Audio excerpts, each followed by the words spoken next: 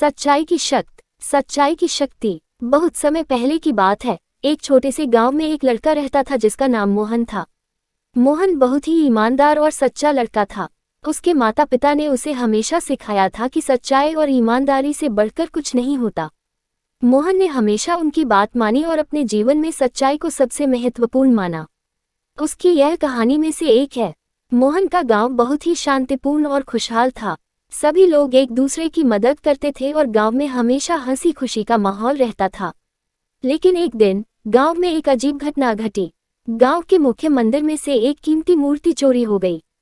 यह खबर पूरे गांव में आग की तरह फैल गई और सभी लोग बहुत चिंतित हो गए। गांव के मुखिया ने सभी लोगों को एकत्रित किया और कहा, हमें यह मूर्ति वापस चाहिए। जो भी इसे ढूंढेगा उसे एक बड़ा इनाम मिलेगा। मोहन ने सोचा कि उसे इस मामले में मदद करनी चाहिए और उसने अपने दोस्तों के साथ मिलकर मूर्ति की खोज शुरू कर दी। यह में से एक का मुख्य भाग है। मोहन और उसके दोस्त गांव के हर कोने में मूर्ति की तलाश करने लगे। उन्होंने हर जगह देखा, लेकिन मूर्ति का कोई सुराग नहीं मिला। एक दिन मोहन को एक अजीब आदमी दिखाई दिया जो गांव के बाहर एक सुनसान जगह पर कुछ छिपा रहा था। मोहन ने ध्यान से देखा और पाया कि वह आदमी वही चोर था जिसने मंदिर की मूर्ति चुराई थी। मोहन ने बिना किसी डर के उस आदमी का पीछा किया और उसे रंगे हाथों पकड़ लिया।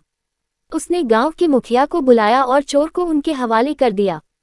मुखिया और गांव के लोग मोहन की बहादुरी की तारीफ करने लगे और उसे इनाम दिया।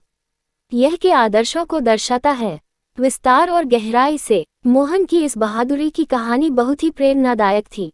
गांव के लोग उसकी सच्चाई और ईमानदारी की तारीफ करने लगे और उसे अपना आदर्श मानने लगे। मोहन ने अपनी इस सफलता को केवल अपने तक सीमित नहीं रखा।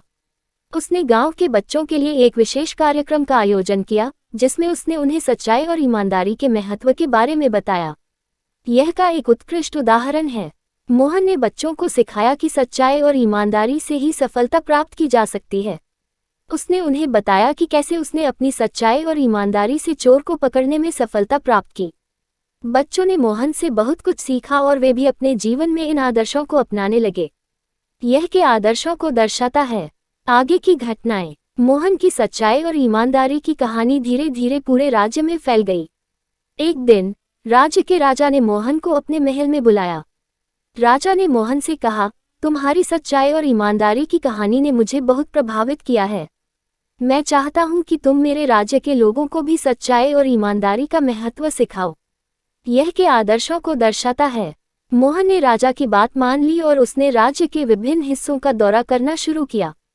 उसने लोगों को सच्चाई और ईमानदारी के महत्व के बारे में बताया और उन्हें प्रेरित किया।